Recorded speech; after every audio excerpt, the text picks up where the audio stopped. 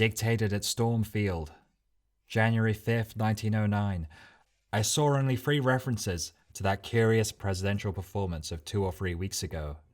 The one where the chief magistrate treated a young girl harshly. One of these was in the New York Times. The substance of it, as I remember it, was to this effect. An article or an editorial in the Sun charged Mr. Roosevelt, who was out riding in the country with friends, with striking with his crop the horse of a young girl who violated etiquette by riding past him. It was further charged that Mr. Roosevelt sternly rebuked the girl, besides for her lack of manners. Continuing, the Times added some elephantine attempts at sarcasm, to the effect that the girl and her father were arrested and sent to a military dungeon to be tried by court-martial, etc. I could make nothing of the thing. I could not make out whether anything at all had happened or not. There seemed to have been a Rooseveltian instant, but the size and style of it were hopelessly obscured by the Times' unhappy attack of clumsy and idiotic satirics. But we have a visitor today who furnishes what he claims to be the facts. He got them from a friend to the girl's father. To wit, the president, with 3 friends, was out in the country taking a horseback ride. Presently, a girl of 15 appeared in the rear, on horseback.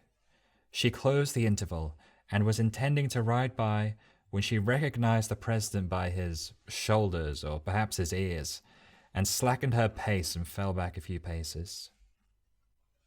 After a little, the head of the greatest nation on earth whirled about and charged rearward and exclaimed to the child, "Don't you know who I am?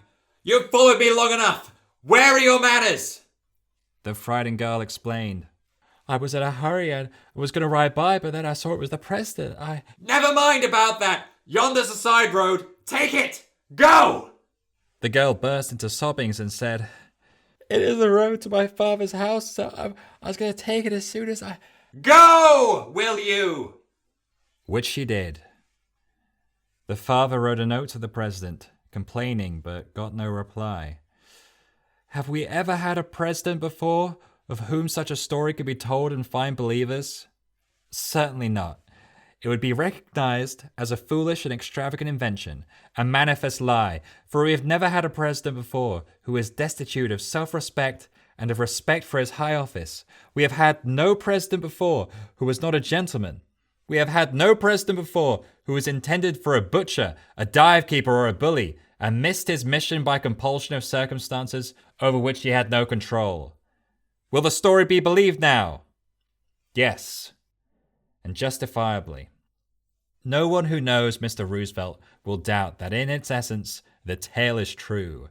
This is the same ruffian whose subordinate ruffian brutally treated a lady in the waiting room of the White House 3 years ago, and was rewarded for it by being appointed postmaster of Washington.